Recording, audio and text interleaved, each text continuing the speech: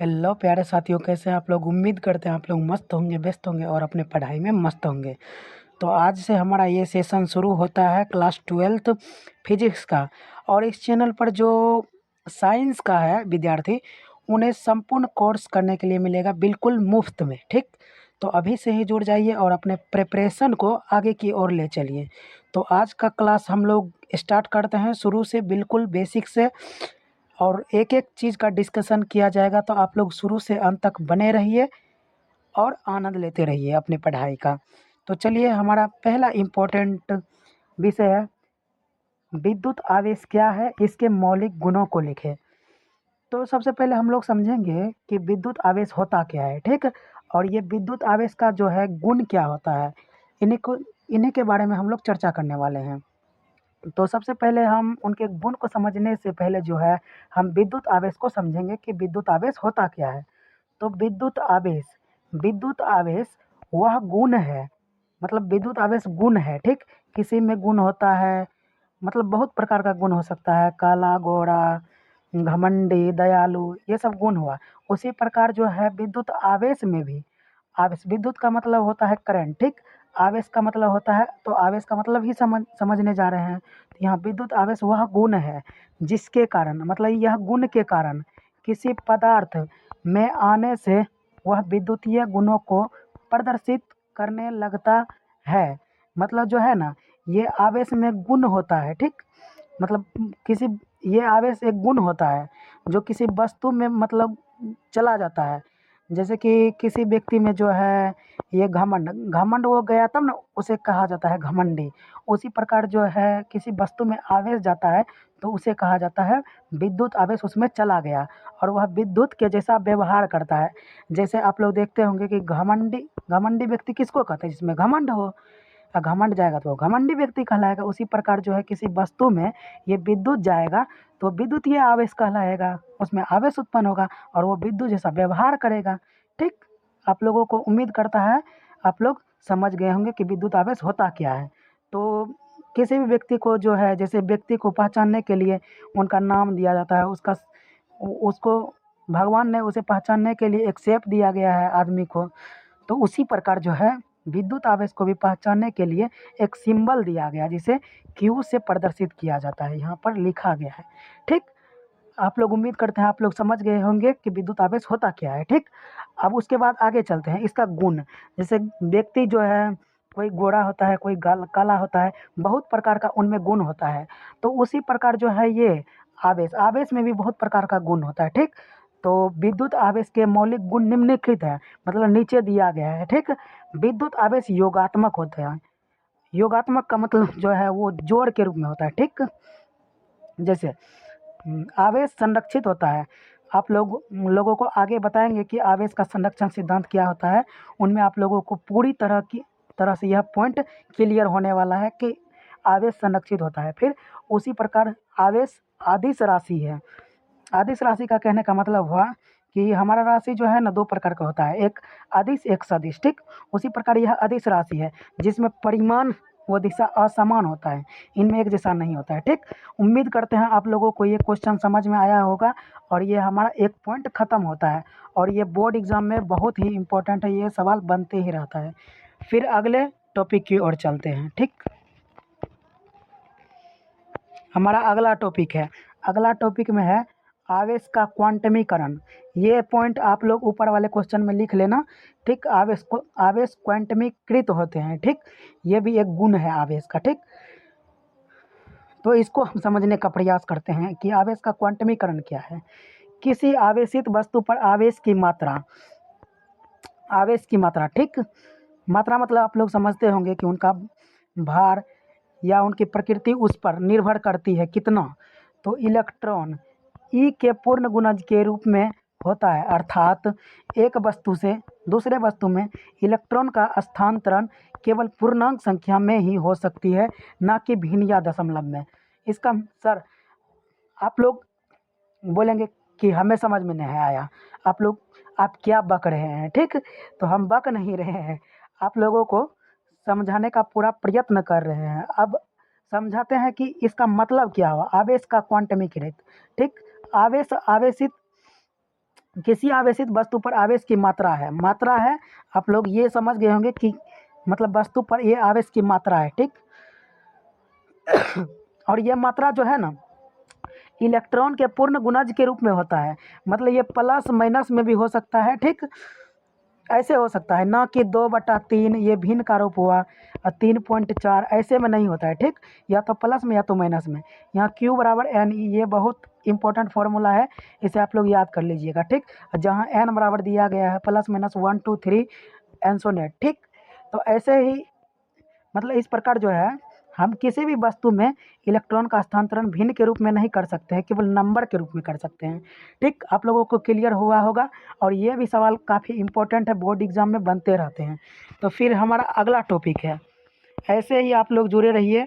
ये तो अभी फाउंडेशन है, आगे क्वेश्चन कराना बाकी है, ठीक। तो आवेश का संरक्षण सिद्धांत क्या है उस पॉइंट में देखे थे हम लोग। तो यहाँ पर समझने का प्रयत्न करेंगे कि आवेश का संरक्षण क्या होता है। किसी विलगित निकाय का कुल आवेश संरक्षित होता है। आप लोग बोलिएगा कि भैया हमें समझ में नहीं आया कि विलगित क्या होता है, ये निकाय क्या होता है, ये आवेश संरक्षण का मतलब क्या होता है। तो यहाँ पर नीचे दिया गया है सब अपने भाषा में, ठीक।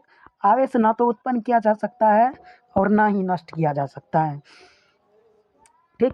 इसे एक रूप से दूसरे रूप में बदला जा सकता है, यही आवेश संरक्षण का सिद्धांत है। मतलब जो है ना सॉरी, ये आवेश आवेश संरक्षण का मतलब होता है कि ये आवेश जो है ना ये गुण, आवेश का गुण, ये ना उत्पन्न किया जा सकता है, मतलब ना इसको स्थापित किया जा सकता है और ना ही इसे नष्ट किया जा सकता है।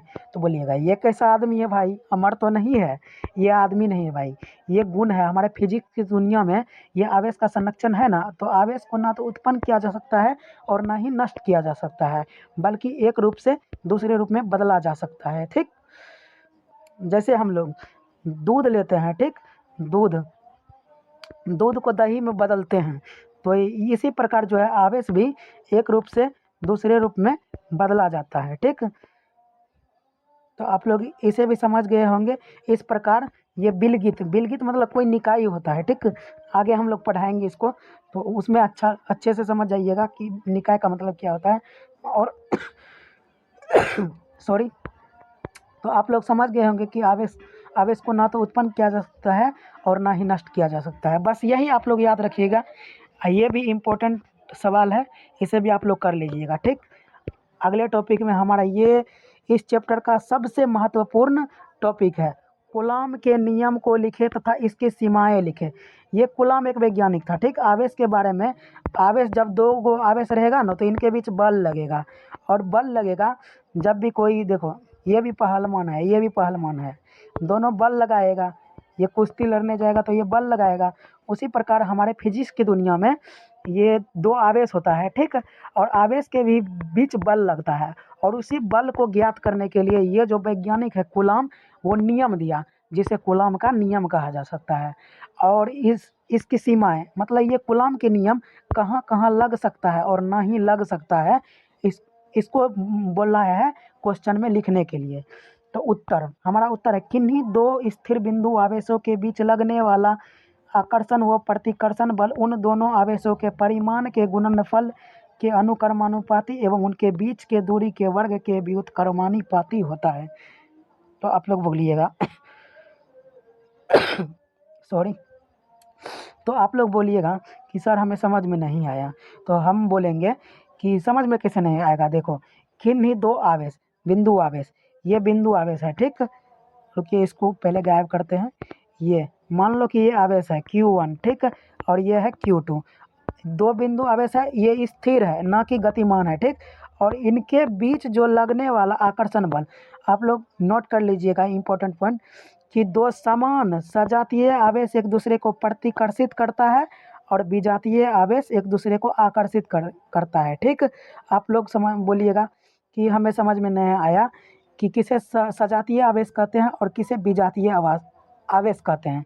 तो सजातीय आवेश उनको कहा जा सकता है कि जैसे क्यू मतलब इसमें प्लस प्लस है, ठीक। इस ये सजातीय मतलब एक जैसे आवेश को सजातीय आवेश, अगर प्लस एगो रहेगा एगो माइनस रहेगा तो इसको विजातीय आवेश कहेंगे, क्योंकि अलग अलग है, ठीक।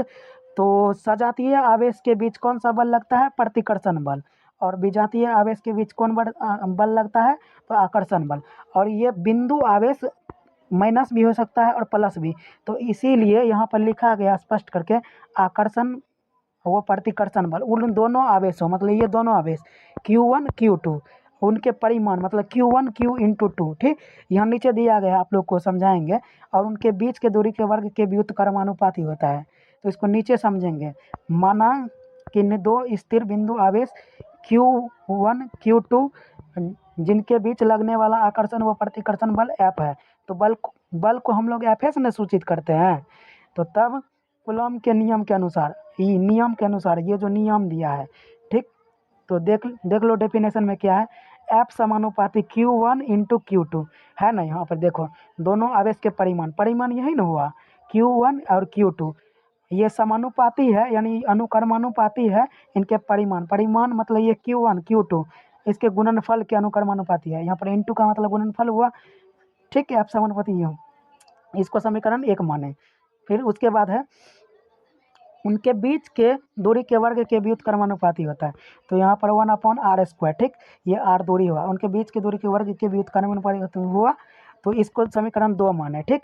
अब समीकरण 1 एवं 2 को मिलाकर लिखने पर, ये जो 1 है ना 2 है, इसको मिला करके लिखने पर यहाँ F समानुपाती Q1 Q2/r², यहाँ पर आप लोग देख सकते हैं, ऐसे नहीं दिखेगा r², और ये समानुपाती का चिन्ह हटा तो यहाँ पर k लग गया, ठीक।